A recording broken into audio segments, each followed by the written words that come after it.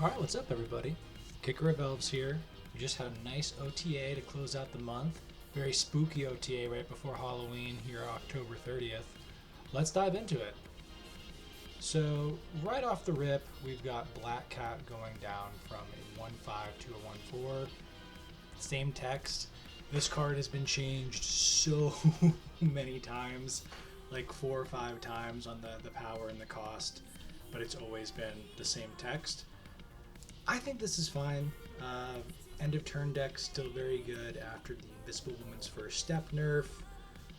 If you're running a deck that has Fantastic Cards, Jocasta, end of turn stuff, you're probably still going to include it, but it's not going to be a free include anywhere else. I think it's fine to shave a point of power off this. You're really trying to scale off of your Athenas, your Havocs, your Sunspots, those kind of cards in those decks that trimming down Black Cat a little bit, bringing it down to Hydra Bob level, kind of makes perfect sense. Okay, Sauron going from 1-3 to 1-2. Again, this is another thing that just makes sense. Sauron decks are very strong. They even in today's post-tech world, it still is able to run tech pretty comfortably. You can fit your Negasonics, you can fit your Mercuries, which we were definitely going to talk about soon. I think trimming a piece of power off this card is just fine. Those decks aren't super fun to play. In my opinion, if it works for you, go for it, but not a big fan of that style of deck. So shaving a point of power off a card that is going to continue to be in every single one of those decks makes sense to me. On that similar note, Super Giant was a key piece. Those are really Sauron Super Giant decks in there. Bringing it down from 4-7 to 4-6, that makes perfect sense to me. You know, we see these with these kind of 4s that this happens a lot with those 4-7s. Happened to Fantasticar, happened to Wiccan, now it's happening to Super Giant. Got buffed, nerfed. Super Giant is just an absolute menace. It is very hard to play around.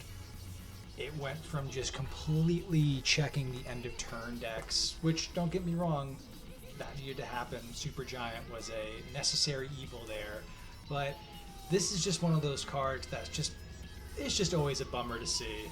You're playing move, you drop Hellion, you see a Super Giant come down, you're like, okay, what am I doing? Okay, am I trying to position my Juggernaut? Am I trying to position my Heimdall? You're playing any deck that wants to do something cool on turn 5. You're very susceptible to Negasonic.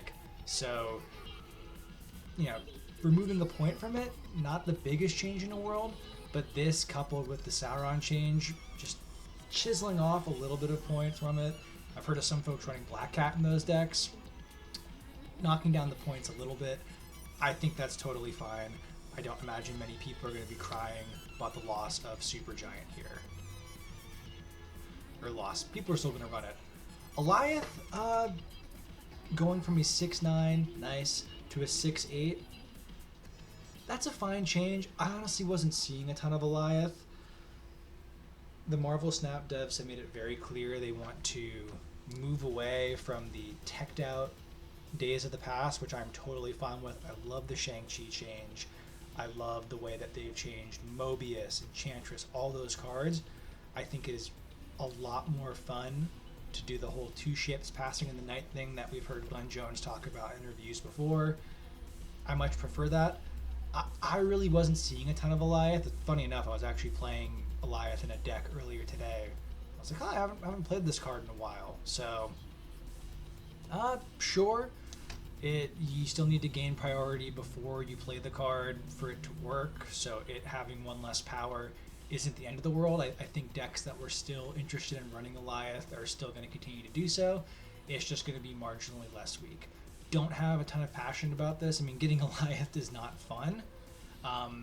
But with Shang-Chi being effectively out of the metagame, I'm less torn up about this. There was, how long was it? Like a year and a half, where on the last turn of the game, you're like, okay, if I throw priority, I gotta worry about Alioth. If I have priority with my big cards, I'm worried about Shang-Chi. There was that kind of axis you were fluctuating on that wasn't the most fun thing in the world. So, sure, knock Alioth down. All right, this is the big one. Insert Cyberpunk 2077. I ain't reading all that, but I'm happy for you. Sorry that it happened. Meme. Going from a 2-2 to a 3-4 is significant. Mercury was an incredibly strong check to move. It was the built-in counter to it. Tech staying the same. It going up a cost is huge. One thing that I haven't seen talked about is this also stops. You don't see this a ton, but in Magic decks or kind of clog decks where you were running the Cannonball Mercury package, on turn 7, you used to just be able to drop Mercury Cannonball in a lane if you wanted to. That's done now. At 3-4, this is a meaningful nerf. The common sentiment is already that Move was the best deck in the game. I've been playing a lot of Move the past week or so. Just got that new Infinity border on a Human Torch with Move. That was very fun. Move is very difficult to play. Move Bounce, still harder, but this was just such a powerful check. And at 2-2, you could afford to run it in a lot of different decks. Having the Move Once clause, that feels nice. You could, I'm going to put this into my mid-range tech package or just my Wiccan deck or kind of anything that wasn't trying to do a specific combo game plan. You could squeeze a Mercury in there. Oh, a Sanctum Sanctorum popped up. I'll just move Mercury over to there and I get a free roll on that. There's a lot of stuff that now at 3-4, it just is nowhere near as much of a free roll. I think that's great. As a Move player, I think that's great.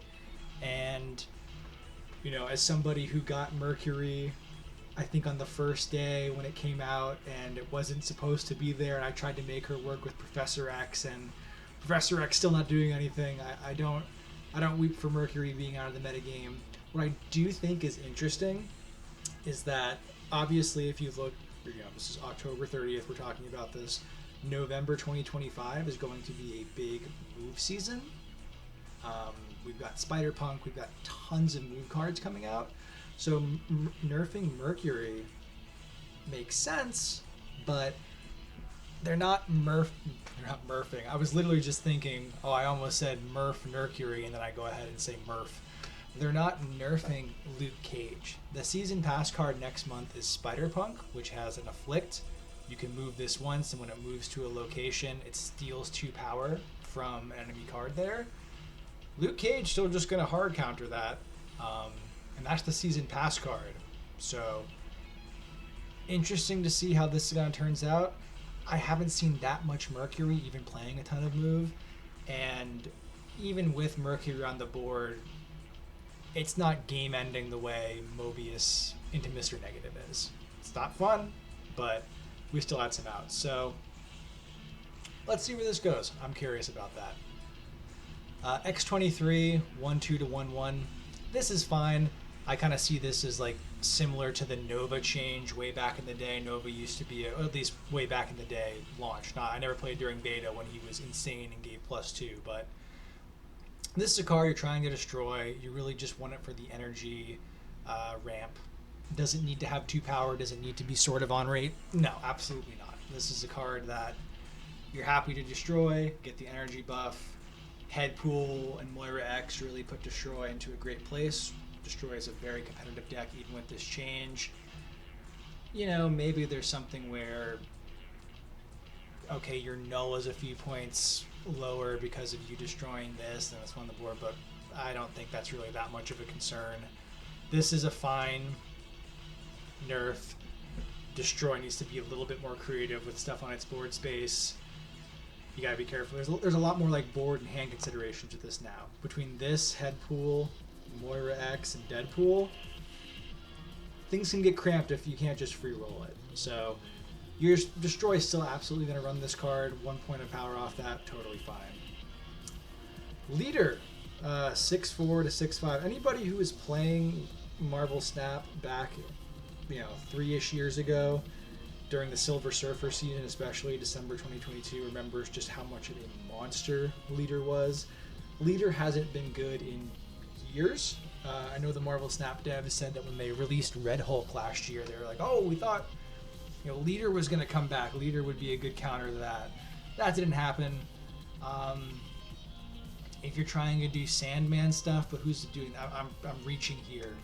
There's kind of no reason to run this card. and they're moving it to 6-5 doesn't make it one. I don't know why they keep doing these little 1 power buffs to leader, but sure, if you want to try to do this. I cannot think of a real in-game relevant meta scenario where pulling out a leader is fine. If you're playing against a War Machine Storm Legion deck and you want to take their Infinite, there you go. That's something you can do with leader. Have fun with that. Nakia, just another +1 power buff here. That's totally fine. I love it when they buff these older cards like this that have a little like hand buff synergy. That's fun. Maybe lower collection level players when they're doing Surfer have something now. If you don't have the vision, do that. That's great. Penny Parker. So she's staying the same, but her spider is getting a additional point of power. I think this is really cool. I, like everybody else, barely play Penny Parker, but I think there's something to this. There's a lot of merge stuff. Man Spider is supposed to come out next week. That's a merge card.